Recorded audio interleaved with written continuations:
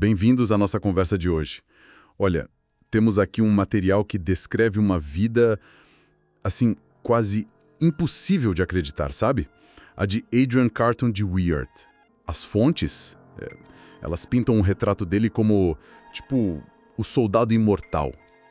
Um cara que encarou a morte de frente, muitas vezes, em 3 grandes guerras. E a lista de coisas que ele passou é chocante. Perdeu um olho, uma mão, vários dedos, foi baleado múltiplas vezes, da cabeça aos pés, sobreviveu à queda de avião, fugiu de campo de prisioneiro e, no fim de tudo, morreu de velhice, aos 83 anos. Parece ficção, né? Mas aconteceu. Ok, vamos tentar entender isso melhor. Histórias assim, elas têm um poder de atração enorme, né? Porque tem essa tensão na figura dele, um aristocrata, belga, nascido com tudo do bom e do melhor, e ele não só escolhe a guerra, mas parece que ele precisava daquilo, que ele florescia naquele ambiente. É muito singular. Faz a gente pensar sobre, sei lá, os limites da experiência humana, né? O que leva alguém a buscar tanto perigo. Exato. E é isso que a gente quer fazer aqui. Mergulhar um pouco nos relatos sobre a vida dele. Desde aquela juventude meio rebelde, sabe? Que largou o conforto, passando por todas essas provações quase surreais nos campos de batalha, até chegar naquela frase famosa dele sobre a guerra, que é bem chocante para muita gente. A ideia é tentar entender as camadas por trás deste homem que parece ter tido, sei lá, 9 vidas. Ou mais. Então vamos começar pelo começo. Ele nasceu na Bélgica, 1880. Família nobre, né? Tinha um futuro assim garantido, conforto, influência. Mas os relatos dizem que desde cedo ele era inquieto. Não queria aquela vida pacata, previsível. A aventura chamava mais alto, parece. E ele atendeu esse chamado de um jeito bem drástico. Em 1899, com 19 anos, ele largou os estudos em Oxford. Chocou todo mundo. Mentiu o nome, a idade e se alistou no exército britânico. E o destino? África do Sul. Para lutar na Guerra dos Boers. Um conflito bem brutal, né? Pela independência lá dos Estados Boers contra o Império Britânico. Ele não queria saber de privilégio, queria ir para a linha de frente mesmo. E, olha, não demorou muito para ele achar o que procurava. Logo na primeira experiência de combate real, ele foi ferido gravemente. Um tiro atravessou o estômago, outro na virilha. Para qualquer um, isso seria o fim da linha, né? Volta para casa, trauma, mas para ele não. Os registros mostram que assim que ele conseguiu se recuperar um pouco, a única coisa que ele queria era voltar. Voltar para o combate quanto antes. Esse primeiro momento já diz muito, né? Não é só a resistência física, que já é impressionante. É a cabeça dele, essa vontade de voltar para o perigo, mesmo depois de ser ferido assim. Sugere algo mais profundo. Talvez uma necessidade de intensidade, sabe? Um desconforto com a vida normal. Ou talvez ele já encontrasse algum sentido naquele caos, no risco. É uma recusa quase visceral à ideia de se proteger, que a gente acha tão básica, né? Aí avançando um pouco no tempo. Primeira Guerra Mundial, 1914, Carton de Weird já era veterano, né? Com a experiência da África do Sul. Ele estava ansioso para ir. Foi para a frente ocidental, para o meio daquele inferno das trincheiras na França, na Bélgica, um cenário de carnificina que nunca tinham visto antes. E foi ali que essa lenda do imortal ganhou força de verdade. A sequência de ferimentos que ele sofreu e sobreviveu é quase inacreditável. Em 1915, na Segunda Batalha de Ypres, aquela famosa pelo uso de gás venenoso, ele foi atingido várias vezes. Um tiro estraçalhou a mão esquerda dele, outro no rosto, atravessou o crânio por trás da orelha, destruiu o olho esquerdo. A recomendação médica, óbvio, né? Tinha que sair, fim da carreira militar provavelmente. Mas ele se recusou. Botou um tapa-olho de vidro preto, que virou a marca registrada dele, e insistiu para voltar para o comando. Incrível. A força de vontade? Ou talvez teimosia, né? Pois é, e não parou por aí. Um ano depois, 1916, Batalha do Somme, uma das mais sangrentas da história. Mais de 1 milhão de vítimas. Naquela lama toda, ele foi atingido de novo na cabeça. Bala o estilhaço, fraturou o crânio. Sobreviveu e voltou. Ano seguinte, 1917, Passchendaele. Outra batalha terrível, na lama. Atingido de novo na cabeça. Perdeu parte da orelha. Atingido no quadril também. E aqui a coisa fica ainda mais bizarra. A mão esquerda dele, que já estava machucada, foi atingida de novo por estilhaços. 2 dedos ficaram pendurados só por tendões. Os relatos contam que ele ficou impaciente com os médicos, a dor era demais, ele mesmo arrancou os dedos com os dentes. Meu Deus, isso é difícil até de processar. O que me fascina aqui não é só essa capacidade quase sobre-humana de aguentar a dor e sobreviver, porque a Primeira Guerra foi um nível de brutalidade diferente. Sobreviver a múltiplos tiros na cabeça, perder olho, e aí essa reação com a mão, isso vai além da coragem normal, sabe? Levanta a pergunta sobre como ele viu o próprio corpo, talvez de uma desconexão com a dor? Ou então o dever, ou será que é desejo mesmo de lutar era tão absoluto que o corpo ficava em segundo plano? É interessante pensar nisso quando a gente lembra do shell shock, o estresse pós-traumático que afetou tantos soldados. Ele parecia imune, ou lidava com o trauma de um jeito radicalmente diferente. E a lista não acaba. As fontes falam de pelo menos mais 8 ferimentos graves na Primeira Guerra. Tiro no tornozelo, perna, ouvido. Mas essa liderança destemida dele, essa recusa em sair da linha de frente, mesmo todo remendado, rendeu a ele a Victoria Cross, em 1916. É a maior honraria militar britânica, né? Por bravura excepcional. Quando a guerra acabou em 1918, o saldo era esse. Sem um olho, sem uma mão, 8 dedos a menos no total, cicatrizes por todo lado, e ainda tinha superado um tifo bravo durante a guerra. Ele sobreviveu. Mas como ele mesmo teria dito, estava remendado. E o que ele sentiu quando a guerra acabou? Alívio? Gratidão? Bom, segundo as memórias dele e relatos de quem o conhecia, a sensação principal foi tédio. Um tédio profundo. A paz, a vida normal, sem a guerra, ele descrevia como algo quase insuportável. O mundo, sem aquela intensidade toda, parecia sem sentido para ele. Esse ponto do pós-guerra é muito importante para entender ele, eu acho. O que será que a guerra dava para ele que a paz não dava? Era só adrenalina? Aquele risco constante? Ou era mais complexo? Talvez um senso de propósito muito claro, né? Objetivos definidos, a camaradagem do fronte, que devia ser muito forte, a sensação de viver no limite o tempo todo.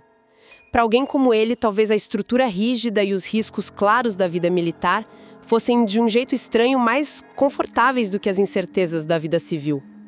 A paz para ele talvez fosse um vazio, uma falta de intensidade. O tempo passou, né? Veio o período entre guerras, o mundo mudou, mas parece que a essência dele continua a mesma. Quando começou a Segunda Guerra Mundial, em 1939, ele já tinha 59 anos. Idade para estar aposentado, né? Ou numa função administrativa bem longe do perigo. Mas ele não. Fez campanha, insistiu, usou os contatos dele e conseguiu voltar para o serviço ativo, como Major General. O primeiro comando dele nessa nova guerra foi lá na Noruega, em 1940. Liderou uma força para tentar conter a invasão alemã, mas não deu certo estrategicamente. Apesar disso, a liderança dele foi elogiada, foi condecorado de novo e logo depois recebeu outra missão, bem delicada: ir para a Iugoslávia, chefiar uma missão militar britânica lá. O país estava sob pressão alemã e foi indo para essa missão, em abril de 41, que o drama achou ele de novo. O avião que levava ele, um Wellington, sobre o Mediterrâneo, foi atacado por caças ou teve problema mecânico, os relatos variam, e caiu no mar, perto da costa da Líbia, que era território inimigo, colônia italiana. Pensa na cena. Carlton Duarte, quase 60 anos, um molho, uma mão. Ele e a tripulação sobreviveram à queda na água. Ele nadou mais de 1 quilômetro até a costa. E aí, claro, foi capturado pelos italianos, agora prisioneiro de guerra. Para a maioria, seria esperar, né? Talvez com desespero, mas esperar. Mas a gente está falando do Carlton Duarte. Os relatos dos 2 anos que ele passou preso na Itália são tão incríveis quanto as histórias de batalha. Ele não aceitou ficar lá quieto. Organizou e participou de pelo menos 5 tentativas de fuga que estão documentadas. Tem história dele cavando túnel com outros oficiais, passando meses disfarçado de camponês depois de fugir. Tentou escalar os Alpes para a Suíça, falsificou documentos. Ele era um problema constante para os italianos que o prenderam. A energia dele parecia não ter fim. Essa recusa em ser contido era absoluta. Esse período como prisioneiro só reforça a imagem dele, né? Uma força da natureza mesmo, indomável. Mesmo sem arma, mais velho, com as limitações físicas, em território inimigo, a mentalidade era a mesma: desafiar. Recusar a situação. Não era só fugir fisicamente, talvez fosse manter a própria identidade, sabe? A de um homem de ação. Mesmo ali preso. Se a gente liga isso com ele fugindo de casa jovem, voltando para a luta depois de cada ferimento, tem um padrão muito claro. É uma aversão total a qualquer tipo de limite, de inatividade. Essa coerência no espírito de desafio dele por décadas é impressionante. E essa saga de prisioneiro terminou de um jeito inesperado. Agosto de 1943. A Itália tinha tirado Mussolini do poder, estava negociando a rendição para os aliados, em segredo. Aí os italianos libertaram o Carlton Dewart, mandaram ele de volta para o Reino Unido, tipo um gesto de boa vontade. Chegou em casa, foi descansar? Que nada.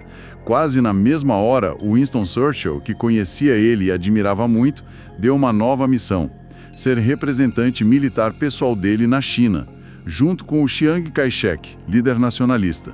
Bem no meio da guerra contra o Japão, lá no Extremo Oriente. Ele ficou na China até 1946. Viu o fim da Segunda Guerra, o começo das tensões da Guerra Civil Chinesa. E aí, finalmente, com 65 anos, depois de quase meio século de serviço militar superativo, ele se aposentou. E o que aconteceu depois? Surpreendentemente, uma aposentadoria longa e pacífica. Casou de novo, foi viver tranquilo na Irlanda, pescando, cuidando do campo. 3 anos, Adrian Carlton Dewart morreu. Em paz, na cama dele. Um final muito sereno para uma vida que foi vivida quase o tempo todo no limite extremo do perigo. Então, só para recapitular o que os relatos contam. O que esse homem enfrentou e superou. Lutou em 3 guerras grandes. Sofreu pelo menos 11 ferimentos graves documentados, de precisar de hospital. Tiro na cabeça, rosto, estômago, virilha, perna, tornozelo, ouvido. Perdeu olho, mão. Sobreviveu a 2 quedas de avião. Passou 2 anos como prisioneiro, tentando fugir sem parar. E viveu a maior parte da vida adulta com limitações físicas bem sérias. E tudo isso leva àquela citação mais famosa dele, das memórias que ele publicou em 1950, Happy Odyssey. Uma frase curta, direta. Quase um desafio na honestidade brutal dela. Francamente, eu adorei a guerra. Então, o que a gente faz com tudo isso? Como é que a gente entende essa vida e essa declaração? Carlton Dewart parece um exemplo extremo de resiliência, sim, mas talvez seja mais que isso. Alguém que não só aguentou a guerra, mas que, de alguma forma, foi feito para ela. Encontrou ali o jeito mais autêntico dele de viver. Pensar no legado dele é complexo. A história vai além de só... ele sobreviveu ao impossível. Confronta a gente com essa ideia de que talvez existisse nele uma necessidade de viver no limite, de buscar aquela intensidade máxima que para ele parecia estar só na guerra. Isso faz a gente pensar sobre o que é coragem, né? Talvez, como dizem sobre ele, não fosse falta de medo, mas uma capacidade fora do normal de agir apesar do medo, de levantar depois de cada pancada quase que automaticamente. Uma resiliência que beira o inacreditável mesmo. E sobre a frase "adorei a guerra", acho que é importante tentar entender o contexto, evitar simplificar demais. Provavelmente não era uma glorificação da violência pela violência, do sofrimento dos outros. Pode ser um reconhecimento, talvez até desconfortavelmente honesto, de que era naquele ambiente extremo, com a clareza de objetivo, a camaradagem forte, a adrenalina, a morte perto, que ele se sentia mais ele mesmo, mais vivo, mais focado. Uma intensidade, um sentimento de pertencer que a vida normal, a paz, com toda a sua complexidade, talvez não desse para ele. É possível que para ele a guerra fosse a forma mais pura de vida. Mais vivo, mais focado. Uma intensidade, um sentimento de pertencer. Que a vida normal, a paz, com toda a sua complexidade, talvez não desse para ele. É possível que, para ele, a guerra fosse a forma mais pura de vida. Exato. E como as próprias fontes sugerem, a história dele deixa muitas perguntas no ar, né? Foi sorte? Uma sorte absurda? Foi coragem sobre-humana? Ou uma forma muito particular, talvez extrema, de lidar com o trauma? Tipo, abraçando o perigo em vez de fugir?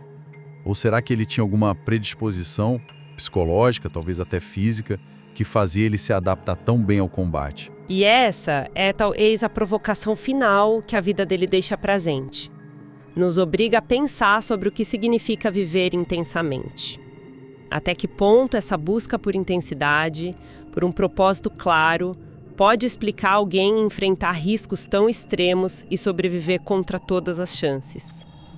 Fica essa questão em aberto, onde termina a resiliência que a gente admira e onde começa algo mais complexo, talvez até mais perturbador sobre a natureza humana, essa relação complicada que a gente tem com o risco, com o desafio, com a ordem que às vezes se encontra no meio do caos, e talvez sim uma certa atração pelo abismo.